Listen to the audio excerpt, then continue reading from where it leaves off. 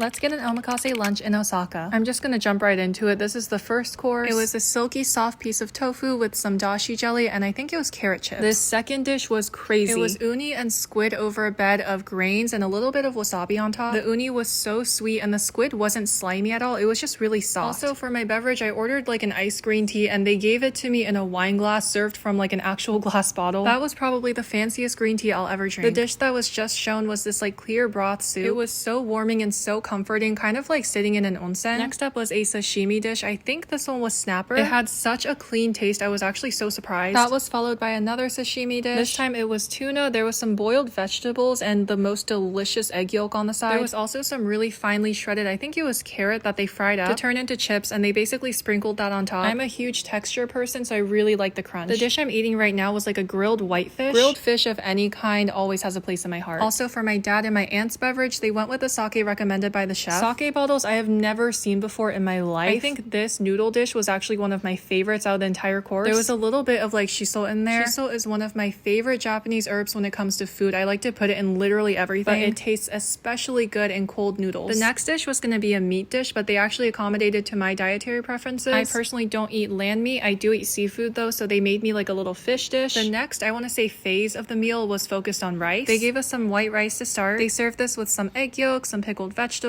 It was so simple, but it really spoke to my Japanese heart. Once we were finished with the white rice, they gave us takikomi gohan, which is basically when you cook rice with other ingredients in the rice cooker. The rice absorbs the flavors of all the other ingredients. It's almost like soup, but it's rice. The little red cup had miso soup in it. That was really good. We finally reached the last course of the meal before dessert. I don't know what I was expecting, but I wasn't expecting it to be curry. It was shrimp curry, but you don't see any shrimp because it's literally blended into the curry. I think the chef said that they blended the entire shrimp in with it, like shell and all. It was so crazy because the shrimp was there, but I couldn't see it. It was like magic. The depth of flavor was so insane and so addicting. I got a second helping. Finally, for dessert, it was ice cream. They actually made me a separate sorbet because they weren't sure if I wanted to eat dairy. This was such a delicious sorbet. It was like a citrusy flavor. I actually also tried my dad's ice cream, which was infused with vegetables. It was actually pleasantly mellow and not too sweet. That was the end of the meal, and my dad, of course, was like, you should take a picture with the chef. The restaurant is located not too far from Umeda Station. If you're in the area and you're looking for a fancier meal, this is definitely a good place.